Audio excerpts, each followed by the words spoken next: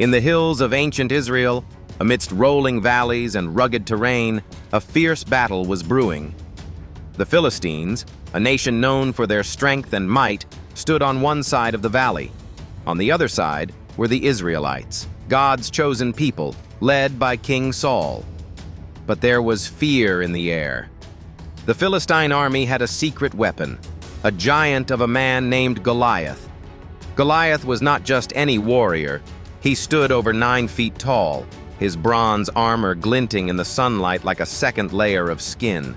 His helmet, breastplate, and greaves were meticulously crafted, making him formidable on the battlefield. He carried a spear so large that its iron tip alone weighed as much as a grown man would struggle to lift. Day after day, Goliath walked into the valley, shouting a challenge that shook the hearts of the Israelites. "Choose a man to fight me. If he defeats me, we will serve you. But if I win, you will serve us." For 40 days, Goliath taunted the Israelite army. For 40 days, no one stepped forward. Fear paralyzed the camp. King Saul, who was once known for his bravery, was at a loss. Even his strongest soldiers avoided Goliath's menacing shadow. It was as though hope itself had fled the Israelite camp.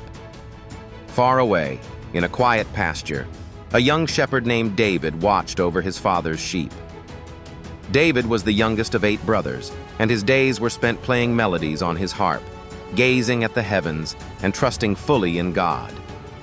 Unlike his brothers, who served in Saul's army, David hadn't tasted the grit of the battlefield, but his heart burned with courage and faith. One day, as he brought food to his brothers at Saul's camp, David heard Goliath's intimidating challenge for the first time. While the soldiers trembled, David's heart stirred. He asked, "Who is this uncircumcised Philistine that he should defy the armies of the living God?" His words sparked murmurs among the ranks, and soon they reached King Saul. David was brought before the king. Saul looked at the young shepherd, his brow furrowed with doubt. "You are just a boy," Saul said, "and this man has been a warrior from his youth." But David stood tall and unwavering. He recounted his days in the fields, defending his flock from lions and bears with his bare hands.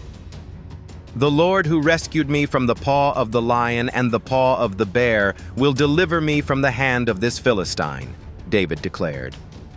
Moved by the boy's confidence, Saul agreed. The king offered his own armor, but it was too heavy and cumbersome for the shepherd.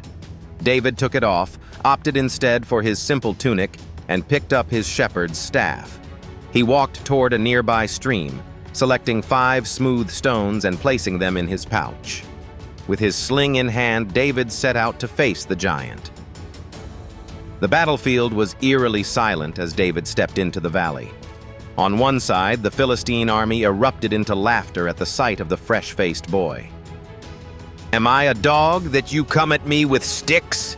Goliath roared, his voice echoing through the valley. He cursed David, calling on his gods to strike him down. But David was unmoved. "You come against me with sword and spear, but I come against you in the name of the Lord Almighty, the God of the armies of Israel, whom you have defied," he shouted back. "This day the Lord will deliver you into my hands, and the whole world will know there is a God in Israel."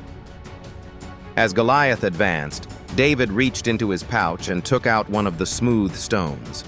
With practiced precision, he placed it in his sling and began to spin it. The leather thong whirred through the air. In a single swift motion, David released the stone. It streaked through the valley like a comet and struck Goliath square in the forehead.